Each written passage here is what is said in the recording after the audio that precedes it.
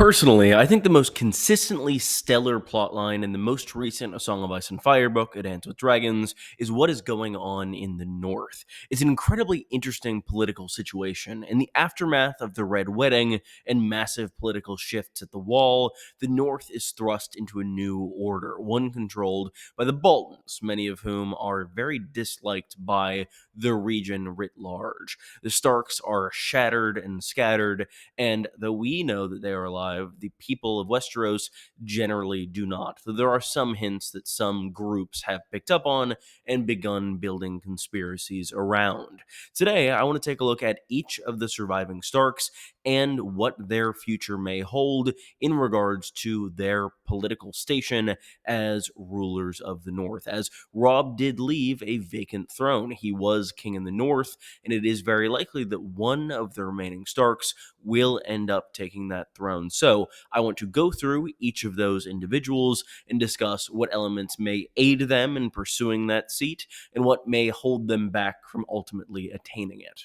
Before diving into each of the candidates and their strengths and weaknesses, I find it useful to examine the methods of succession in Westeros. We have two that are relevant here. One is just typical medieval succession, where a line is passed down from father to son. That is the system of being an heir, and in this system, typically men come before women in inheritance. But that is not to say that women cannot inherit. They do, they just inherit behind the other men in their line. So, for example, with the Starks as they currently remain, we have two males, Bran and Rickon, and despite them being younger than the two trueborn females, Sansa and Arya, they would still inherit first. With that said, there are elements that can override this, most notably a named successor by the previous monarch.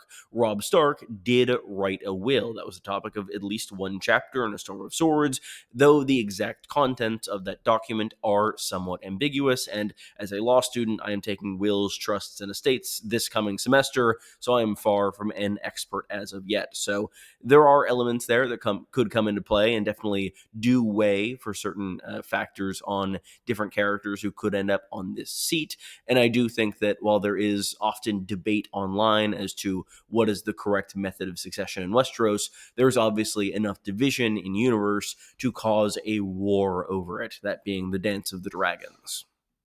I also think it would be worth examining the political situation in and around Winterfell before getting into the candidates themselves. The Boltons are currently the Wardens of the North and hold the castle, but they are quite unpopular at this point, given the fact that they did kill the previous lords. That is not to say they are without support, however. We see some Umbers and some Karstarks falling in behind them, as well as several other northern houses for one reason or another, at most points fear. We have Stannis descending on them as well. Stannis will very likely win this battle against the Freys and the Manderleys. The Battle of Ice has a lot of great theories surrounding him, most notably the Night Lamp, which poses that Stannis will use a distraction and kind of smash a lake and cause all of the forces to fall in, leaving him victorious. And I do think that Stannis is going to take Winterfell, but I do think he'll ultimately be rejected by the Northerners as a whole as their leader and as the leader of Winterfell, as it's continually established that the North remembers and that they are a fiercely independent people who will likely want to be ruled by their own rather than this Southron king with very little support at the point he'll take the castle.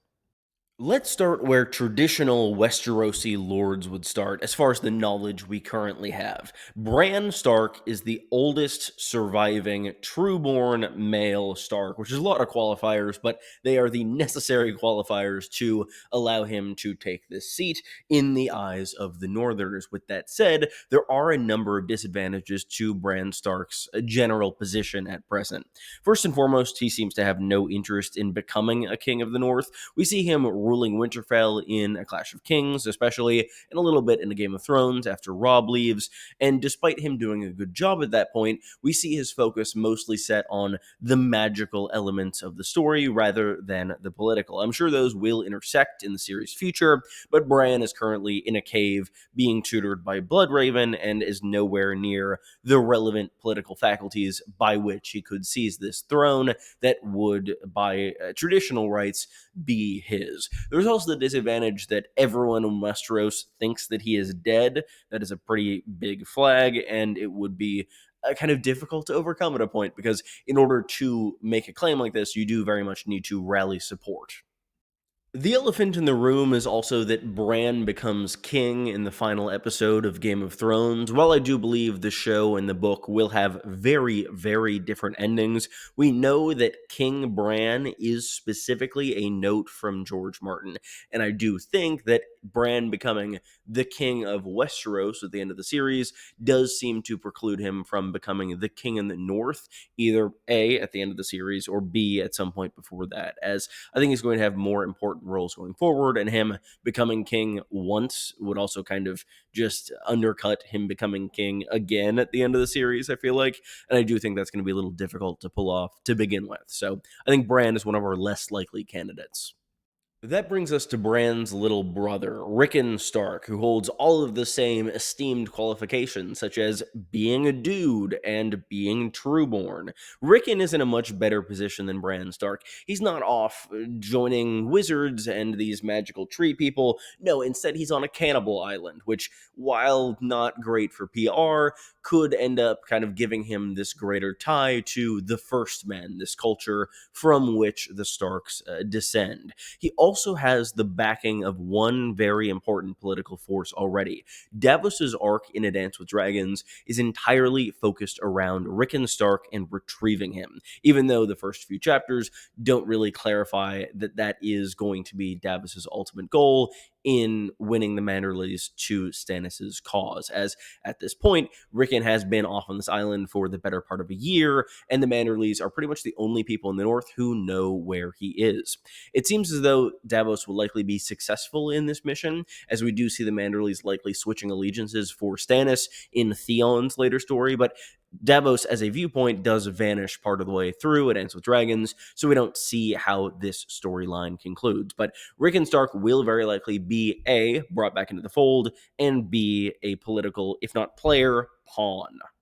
There are a number of complicating factors to Rickon's potential rulership, however, particularly his age. He's only about 4 or 5 in the series as it currently stands, which does not a great ruler make, but that could make his cause more appealing for certain individuals. Most notably, I think the reason that Wyman Manderley is so gung-ho on the Rickon train is fully because he thinks he can become Rickon's regent and rule the realm for him. But I also think that Rickon's age is dangerous in another way. Notably that he knows his brother Bran survived, as the two escaped Winterfell together. I think that if Rickon were to mention in public or at court that his brother Bran did survive and is, at least as far as he knows, still alive, his claim would very much be undercut, as he is being advanced as this eldest remaining trueborn Stark, but there is another older trueborn Stark who is still out there somewhere, maybe. I also want to interrupt myself to ask, who do you think is going to claim this Throne of the North, and who do you want to see claim this Throne of the North? I'd love to hear your opinions in the comments, and while you're down there, leave a like, subscribe, I'd really appreciate it. Having discharged all of the legitimate male Starks, we then turn to the legitimate female Starks. I'll first address Arya, despite being a little bit out of order from what I just did, as she is the younger of the two, but I think she is also quite unlikely to end up claiming the title of Queen of Winterfell. I don't think that super fits into her story as it is currently being told, as she is not super interested in politics and the goings-on therein, and she is additionally the furthest Stark away from Winterfell at present, as she's on a different continent training to become a Faceless man. I think she's overall not interested in this, and it is worth noting that she is the least likely to do so based purely on the line of succession of the legitimate Starks. But it is worth noting that the Boltons kind of gain legitimacy, if I could speak, via a fake Arya. So Arya being used as a political player and taking control of Winterfell has kind of been seeded in the story via the use of the imposter in the past, but I don't think that indicates that Arya herself is going to claim Winterfell. The reason I wanted to discuss Arya first is because I think her sister Sansa has a much better chance of becoming queen in the North than Arya does. Sansa is also the second oldest of the Starks, if we're not considering gender, and it is worth noting that her entire plot revolves around the politics of the Seven Kingdoms. It's interesting, we see the three Stark children who are viewpoint characters, those being Bran, Arya, and Sansa, each delve into a different element of the series. Bran dives into the magical and the mystical. Arya dives into war and combat and vengeance and bloodshed. And we see Sansa consumed by politics throughout the entirety of the series. And I think that will continue into the future. This entire arc for her has been about becoming a political player, and I think that is going to culminate with her becoming a player and ultimately claiming her seat as Queen of the North. We see her make that leap in the finale of Game of Thrones. I would hope that it happens sooner than that in the book series, but overall, I do think she is someone who could become capable of making these moves. She also has a bit of a geographic advantage. She's one of the closer Starks. She's in the Vale near the Eyrie right now. And similar to Rickon Stark, she has a backer who could very much help her claim. Littlefinger wants power. It's unclear what exactly he wants beyond that, but I think that Sansa being the key to the North is a big part of his plans. Those plans are likely to be disrupted by the emergence of the Stark boys and potentially a candidate I'll get to in a minute here, but I do think that Littlefinger, being such a savvy political player, will be able to figure out a way to maybe help advance Sansa's claim. And I think she'll do a lot of that on her own, honestly, as well. Additionally, I think her story is very much building towards her reclaiming her identity. We see her throughout A Feast for Crows and her first sample chapter for The Winds of Winter lose her identity and become Elaine Stone. And I think a big portion of her arc going forward is going to be reclaiming who she is as Sansa Stark. And I think the best way to do that is taking ownership of not only her name, but her family, castle, and legacy. This is Editing Quinn jumping back in to discuss a couple of potential complications I'd forgotten to. Specifically, Sansa is thought to be the Kingslayer, or a Kingslayer at least, as she's blamed for Joffrey's death by certain parties, and it makes sense given her fleeing right after the wedding. But with that said, she could end up actually kind of getting some street cred with some northern lords. I think that this might ultimately play to her favor in terms of gaining support to become a queen in the north. What might not play to her favor is her marriage to Tyrion Lannister. Lannisters are very hated in the north, and that will likely complicate things unless it somehow gets annulled, which it could be, given that the marriage was never consummated. But both of these are factors to consider for Sansa. Jon Snow is quite an interesting case. He is a guy, which is an advantage in succession, but he is also a bastard and has not been legitimized by any king. He's also sworn to the Night's Watch, but I think that those vows probably end at his death, as was the case in the television show. And going from there, I do think he'll have a hand in fully driving the Boltons out of the North. We know, based on a note that Martin left on the script for Season 4, Episode 2 of Game of Thrones, that there's a coming battle where Stark direwolves will fight Ramsay Bolton's hounds, and I think that will likely be the Battle of the Bastards happening in some form. Of course, in the aftermath of the Battle of the Bastards in the show, Jon is named King of the North just for hype moments and aura. There's no real reason. They just kind of like him, so they start chanting in the same way they did Robb, despite Jon having no legitimacy or reason to be the king in the North beyond the people in that room wanting him to be, which, I mean, that's a good enough reason to name yourself king. I could do that right now because I'm alone in this room, but in Westeros, it typically requires a bit more. And there's a decent chance that Jon in the books could have a bit more via Robb's will. I have to say, this is not my definitive thought on Robb Stark's will. There are elements of it I'm sure will not hold up once certain facts come to light, and I have, as mentioned, not yet taken wills, trusts, and estates, so this might become the topic of a future in-depth video, but the indication in A Storm of Swords as we have it is that Robb Stark is going to name Jon Snow as his successor, should he fall during the War of the Five Kings, as when discussing this matter with Catelyn says, "Who are you going to name as heir? Your brothers are dead. You should name Sansa, despite her being a pawn in King's Landing." But Robb says, "You're wrong, mother. My father didn't have 3 sons, he had 4. The implication there being that despite his bastard status, growing up alongside Jon Snow in such close proximity and effectively as full brothers, has led Robb to name Jon as heir to the North. There are a few problems with this. Problem one is that he doesn't know that Rickon and Bran are alive, and by the time this will comes into the fore, that might be common knowledge, or at least public knowledge in the North, which could complicate the interpretation of this will and whether it was kind of written under bad facts. Additionally, the will, as far as we know, is a very limited piece of knowledge. The main person we know knows about the will is Lady Stoneheart, who has Robb's crown.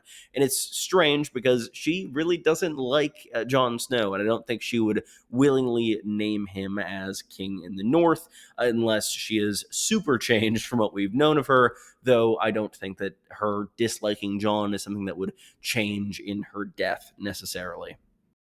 Jon has also always had this call of Winterfell within him that we see throughout every book in which he is a viewpoint. It's a constant temptation. There are offers throughout the series for him to abandon his vows at the Watch, allowing Stannis to legitimize him, and him being the true ruler of the North, being appointed there by Stannis, rallying them against the Boltons, as he so desperately wants to do. And I think a resurrected Jon might not have the reservations that held the old Jon back from taking action in that regard. But as mentioned, there are a lot of obstacles to that. In addition to needing to come back from the dead, Jon will likely need to fight a number of battles and then end up winning lords to his side, who might end up being on different sides, supporting different political factions in the North. It's also worth noting this is not a zero-sum game. There does not have to be one king in the North. Well, there does at any given time, but that title can pass and pass and pass. I think what is most likely is we'll see kind of a hot potato of this title. I think Rickon will probably be briefly king in the North. I could see him unfortunately dying at some point because I'm not sure what his role in the end game of the series would be. From there, I could see the crown passing from him to Jon or Sansa, and then ultimately perhaps resting with Sansa should she survive the entirety of the series. But ultimately, it is largely a question of when these characters arrive and what information comes to light at any given point in the story. And we, of course, need to remember the secret sixth candidate who will end up claiming Winterfell after all five people I have just discussed are killed in the Long Night. That being Lord of Winterfell and King in the North, Benjen Stark, who was just chilling on Skagos the entire time, having a nice little vacation. He was not cold hands, his hands were quite warm, and he is now ruling the kingdom as was his plan from the very first book. Thank you all so much for watching. Let me know what you think in the comments down below. While you're down there, leave a like, subscribe. I really appreciate it, and it does really help grow the channel. I'll be back with many more videos for you on A Song of Ice and Fire, House of the Dragon, Dunk and Egg, Game of Thrones in the very near future. I apologize that my voice is a little weird this video. I did mess it up earlier today, but hopefully it will be back to normal by the next one, which will be out for you as soon as I can possibly get it out. I am over 300 videos now, which is insane, and it's crazy that people are still watching these. I really appreciate it, and I'll see you all soon. Goodbye.